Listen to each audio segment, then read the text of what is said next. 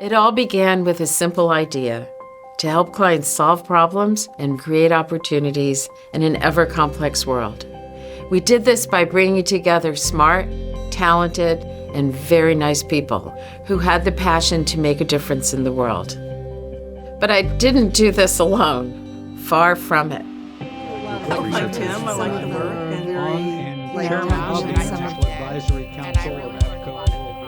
So I'm Marjorie Krause, and APCO was officially founded in January of 1984.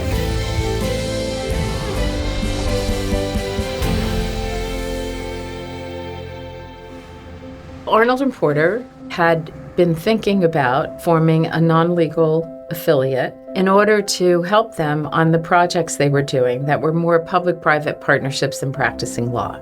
APCO started as a consulting firm within the law firm. The law firm was the parent, but her vision had her go way beyond the law firm's expectations. When I got there, there was really no business plan. Nothing was set up. When I started out, we were one small office as part of Arnold & Porter. One person and half a secretary. That was APCO.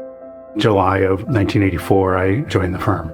When I first started, it was small enough that we had our staff meetings in the kitchen. When I arrived, we had no room for our senior advisor, and we had to create space for him in the broom cupboard. Our focus at APCO early on was building business and consulting. We were building something from the ground up. Marjorie had a vision of how she wanted the organization to be and what she wanted it to stand for and the kind of people she wanted to work with. And I thought, oh, this is something different. She saw it as a global public affairs firm. For anyone else, it would seem like Fantasyland. Marjorie, as everybody knows, is a visionary, and she had a concept in mind about building a company that would be different and could be increased in size over time. We had to work smarter and harder, and we had to pitch smarter and harder, and it didn't happen right away, but it happened over time. Suddenly there were 12 APCO people around the table. We had a very tight-knit group, and Marjorie sort of led the cause to help us build our reputation within the law firm, but also build a reputation from outside the law firm so that we could grow. It was the end of the Cold War, and that represented opportunity. You're new in a consulting firm, and your second office globally is going to be Moscow. I'm sure in hindsight, the idea of walking into Russia in 1988 and then opening in 1989 probably has a lot of people scratching their heads. And we were startup, and we were seeking opportunity and trying to get clients on board. So it was a big challenge. One of the practices we worked very closely with was the joint venture practice. And the leaders of that practice were asked by the Gorbachev government to rewrite the joint venture laws of Russia. And as a result of that, we became engaged with the practice. And so I thought there was a business opportunity to do something very different than other consulting firms. Through that relationship, that was our first big step into Moscow. And so it started with Kaczynski, who became the media czar. And the second one was Mikhail Khodorkovsky. That era, representing these oligarchs, helped to shape APCO internationally. And I just thought that this is a frontier market, and we're kind of a frontier firm, and why not give it a try? And that's how we started picking up a lot of clients at that time. The more we could work with groups outside of the law firm and demonstrate that we had value that wasn't just owned by the lawyers, that we were able to grow ourselves, and that was part of our strategy. But the world we were living in was an attorney's world. And so we found that being affiliated with a law firm was very confusing to potential clients. We felt that we were limited on how we could grow. We just kind of looked at each other and felt like we could probably do a better job if we had a different environment. So we were part of Arnold & Porter 7 years, till 1991. Because of her networking, she got to know the head of Gray Advertising, which was a global company based in New York. And they had some discussion, and she realized that it was time for APCO to move from the law firm to Gray Advertising. Working for APCO with Gray was a great time. They were a wonderful parent, very supportive. They were very engaged with the business, and they gave us financial support and they were very much behind our expansion plans. We started in 95 with London and Brussels, and then incrementally we built Berlin, and then we built an office in Frankfurt. In Italy we did Rome. London, Paris. Offices in Hong Kong and Beijing. The Middle East. I think we applied a simple and systematic approach to building the business around the world. We went to where our clients needed us most and where we could see that we would bring something that others in that marketplace didn't have.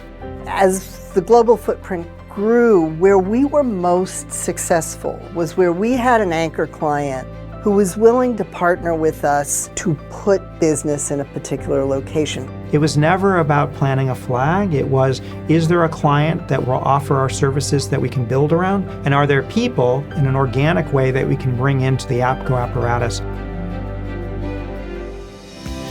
We were part of Gray until 2004, so that was 13 years. Things were so driven by the Gray advertising part of the business that it became hard really to establish ourselves. So we wanted to have more control, more ability to specialize in our space, to take the kind of risks we have, and really just be able to be in charge of our own destiny. What we found is what we offered in the marketplace was slightly different. When we were part of Arnold & Porter, people thought we were the creative ones. When we were part of Gray, they thought we were the brainiacs. And so we took these two cultures and we kind of meshed them into APCO. And to maintain that, we really wanted to have our independence.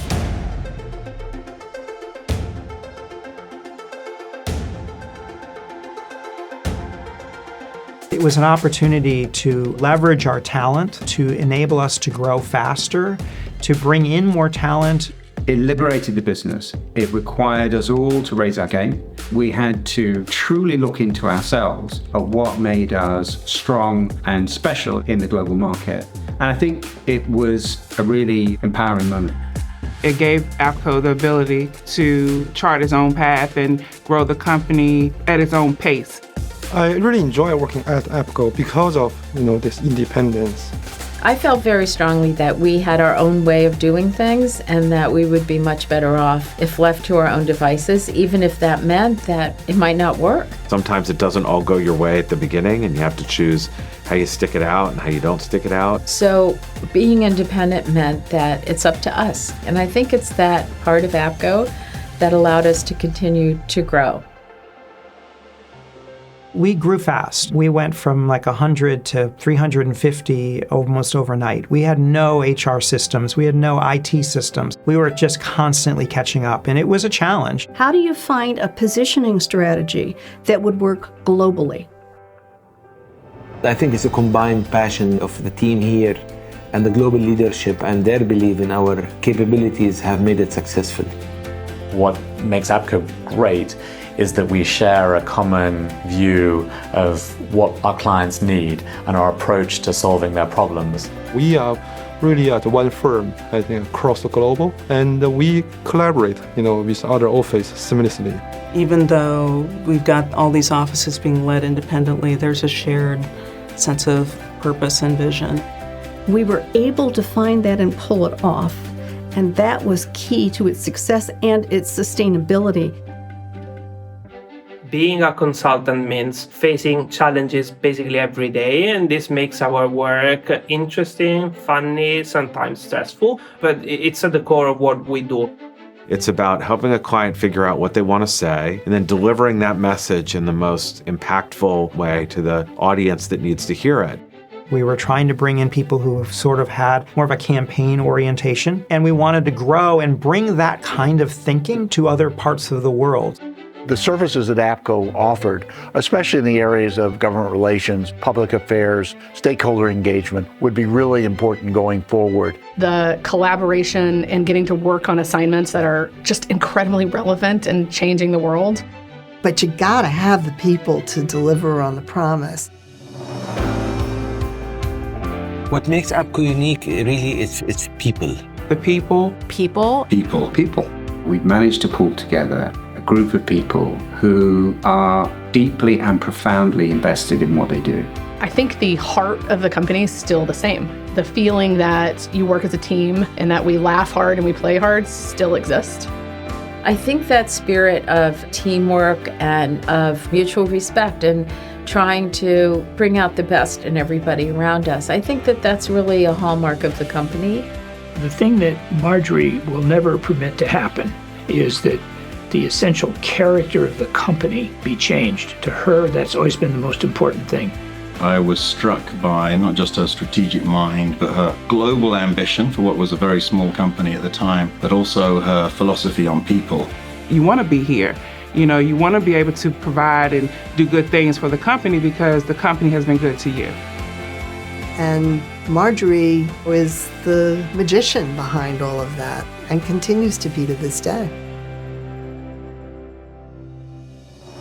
40 years seems like yesterday. I don't know where the time has gone. We've accomplished so much, but we have so much ahead. It feels as though the 40 years that have gone before have all layered to creating an organization that is richer and deeper and stronger than it has been at any point in its history. The 40th anniversary is a capstone of a tremendous amount of achievement and of Marjorie's legacy, but it's also a really important pivot point for the future. The rebrand coinciding with the 40th anniversary is a really good way to think about moving forward with purpose and with unity about how we see the future. We like uncommon solutions. We like having people together that may have very different backgrounds coming to solve problems or create opportunities. And so we wanted to come up with a brand that really identifies the fact that we are doing things in an unconventional way. It builds on our 40-year legacy and captures the vibrant, relevant, and approachable nature of who we are today and where we want to be for the future. The APCO experience is a unique one, and people who walk in these hallways and share these rooms, whether they stay for 25 years as I did, or they move on after 1 or 2 or 10, APCO's always part of them. It's not a line in the sand about the past and the future, but it's a recognition that tomorrow is going to be different than today. And our greatest growth has come from the time when we have bet on ourselves and creating our own destiny together. So 40 years, 20 years of independence, and who knows how many years of a great future.